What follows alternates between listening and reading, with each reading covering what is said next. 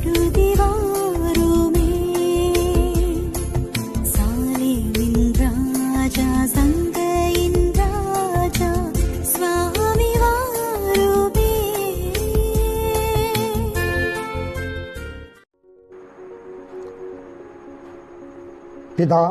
குமாரன், பரிசுத்த ஆவிய நாமத்தினாலே ஆமென்.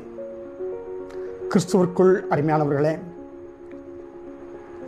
ஆண்டவராகிய இயேசு கிறிஸ்துவின் பரிசுத்த நாமத்திலே இந்த நாளிலும் உங்களை நான் வாழ்த்துகிறேன். நவம்பர் மாதம் 29 ஆகிய இந்த நாளானது வருகையின் முதல் ஞாயிறாக இருக்கிறது. ஃபர்ஸ்ட் சண்டே இன் அட்வென்ட்.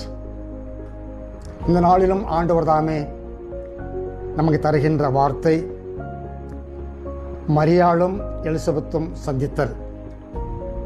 லூக்காவின் நற்செய்தி நூல் 1வது அதிகாரம் 39 முதல் 45 முடிய அடங்கிய வேத வார்த்தைகள்.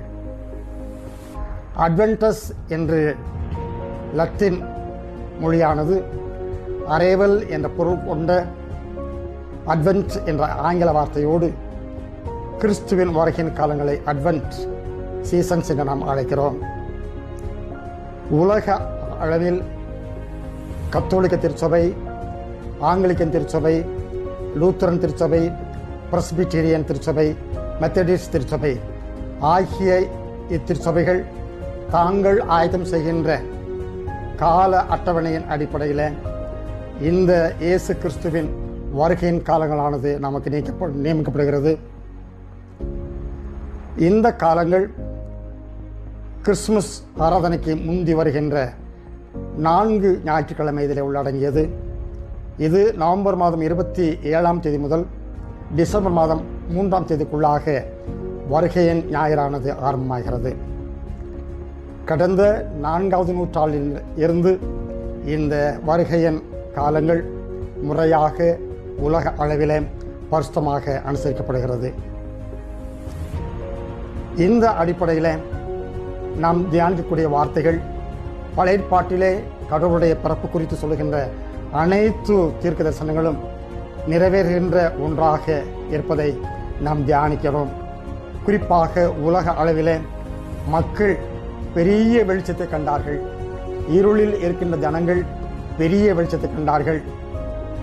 உலக அளவிலே ஒளியாக இருக்கக்கூடிய ஆண்டவராய் இயேசு கிறிஸ்துவை மக்கள் கண்டார்கள் என்பதே இந்த தீர்க்கதரிசன வார்த்தைகளின் நிறைவேறுதலாக இருக்கிறது.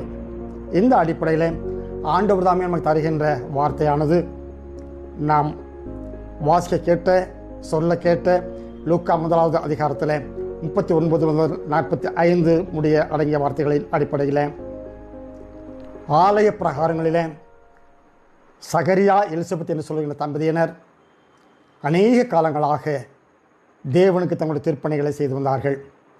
அநேக காலங்களாக அவர்கள் திருப்பணி செய்தாலும் கூட அவர்களுக்கு குழந்தை இல்லாமல் இருந்தது. ஆனாலும் கர்த்தர் தாமே அவர்கள் கொடுத்த வாக்கின் அடிப்படையில் வயது சென்ற சகரியா, வயது சென்ற எலிசபெத் ஆகிய தம்பதியினருக்கு ஒரு குழந்தை பிறக்கும் என்ற வாக்குத்தத்தின் அடிப்படையில் எலிசபெத் கர்ப்பவதியாக அவர்கள் ஆகின்ற ஸ்லாக்கியத்தை கடவுளுடைய கிருபையினால் அவர்கள் பெறுகிறார்கள். எனவே கர்ப்பம் தரித்த எலிசபெத் அவர்களை பெண்களுக்குள்ளே ஆசீர்வாதத்தை பெற்றுக்கொண்ட நீதிமானாகிய யோசேப்புக்கு நியமனம் செய்யப்பட்ட மரியாள் தன்னுடைய உறவினராகிய எலிசபெத் அவர்களை அவர்களது இல்லத்தில் சென்று சந்திக்கும்படியாக அவர் திட்டமிடுகிறார்கள்.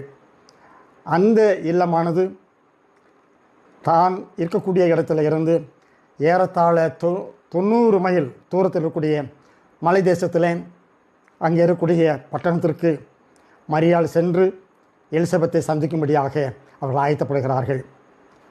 பற்பல விதமான கடினப்பாடுகள், கஷ்டங்கள், வேதனைகள், அநேக இடர்பாடுகள் இருந்தாலும் கூட 90 மைல் தூரம் மரியாள் அவர்கள் எலிசபெத்தை சந்தித்து அவர்களை வாழ்த்தும்படியாக பயணப்பட்டு செல்கிறார்கள்.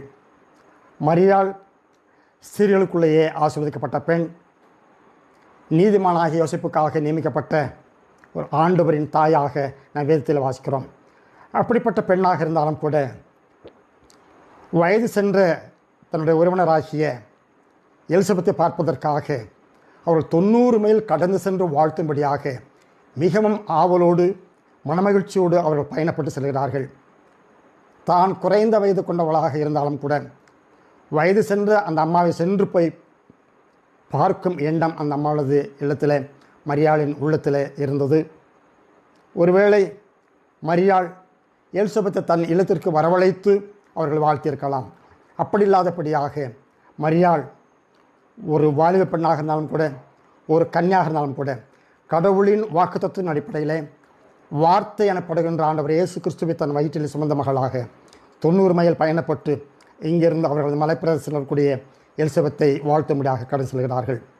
அருமையானவர்களே, நாம் ஒருவர் வாழ்த்தும் பொழுது நமது வயது, உயர்வு, தாழ்வு, ஏற்றம், இறக்கம் என்றில்லாதபடியாக, கஷ்டங்கள் கடினப்படுகின்றில்லாதபடியாக இந்த நாட்களில் இந்த மரியாள் எலிசபெத்திற்காக கடவுளுடைய வாக்கு தனக்கு கிடைத்தாலும் கூட உலகை ஆளுகின்ற ஆண்டவர் தன் வயிற்றிலே கருவாக உருவாகியிருக்கிறார் என்ற மாபெரிய ஸ்லாக்கியம் இருந்தாலும் கூட வயது சென்ற அந்த தாயாரை எலிசபெத்தை பார்க்கும்படியாக அவர்கள் பயணப்பட்டு சென்றார்கள். நாம் ஒருவர் வாழ்த்தும் பொழுது நமது எண்ணங்களிலே, நம்முடைய வாழ்க்கையிலே வருகின்ற கிறிஸ்துமஸ் காலங்களிலே ஏற்ற தாழ்வுகள், உயர்வு, தாழ்வு என்று ஏதுமில்லாதபடியாக ஒருவர் ஒரு வாழ்த்த இந்த வார்த்தைகளானது நம்மோடு கூட பேசுகிறது. மலை தேசத்துக்கு கடந்து சென்ற மரியாள் எலிசபெத்தை பார்த்த மாத்திரத்தில் இல்லத்திற்குள்ளாக சென்று அந்த அம்மையாரை வாழ்த்துகிறார்கள்.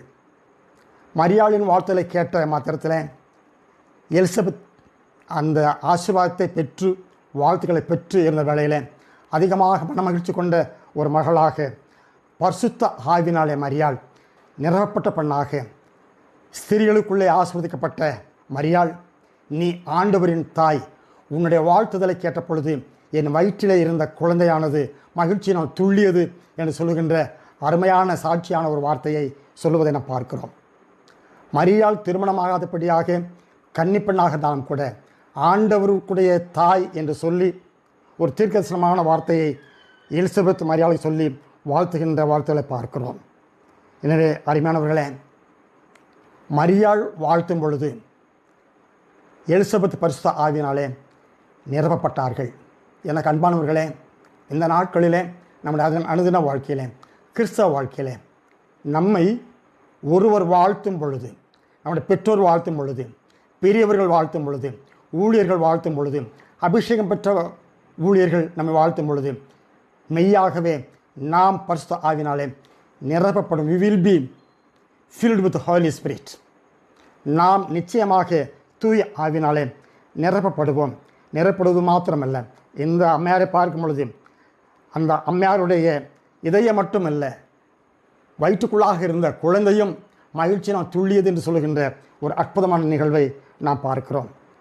எனவே எனக்கு அருமையானவர்களே, இந்த நாட்களிலே நாம் இந்த கிறிஸ்துமஸ் காலங்களிலே, வருகையின் இயேசு கிறிஸ்துவோட வருகையின் காலங்களிலே ஒருவர் சந்திப்பதும், எந்த விதமான ஏற்றத்தாழ்வுகளும் இல்லாதபடியாக ஒருவர் வாழ்த்துவதும், வாழ்த்துதலினாலே ஒருவருக்கொருவர் தூய ஆவினால் நிரப்படுவதும் நமக்கு அந்த நாட்களில் கொடுக்கக்கூடிய வாக்குத்தத்த வார்த்தைகளாக இருக்கிறது.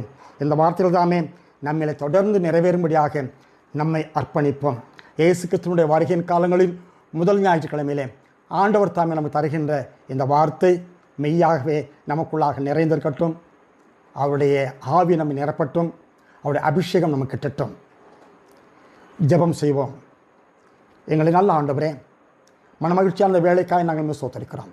நம்முடைய வருகையின் காலங்களாகிய ஆண்டவரே, இந்த ஞாயிற்றுக்கிழமையிலே, இந்த நாளிலும் மரியாள் 90 மைல் தூரம் மலைப்பிரசில் இருக்கக்கூடிய எலிசபெத்தை வாழ்த்தும்படியாக எத்தனை கஷ்டங்கள், எத்தனை கடினமான சூழ்நிலைகள், ஒருவேளை கர்ப்பவதியாக அந்த அம்மையார் இருந்தாலும் கூட வயது சென்ற தாயாரை சென்று வாழ்த்தும்படியான ஒரு உள்ளத்தை, ஆவியை, திடமான இருதயத்தை அந்த அடியால் கொடுத்ததை போல எங்கள் ஆண்டவரே, நீர்தாமே எங்களுக்கும் அப்படிப்பட்ட உள்ளத்தை தரவும்.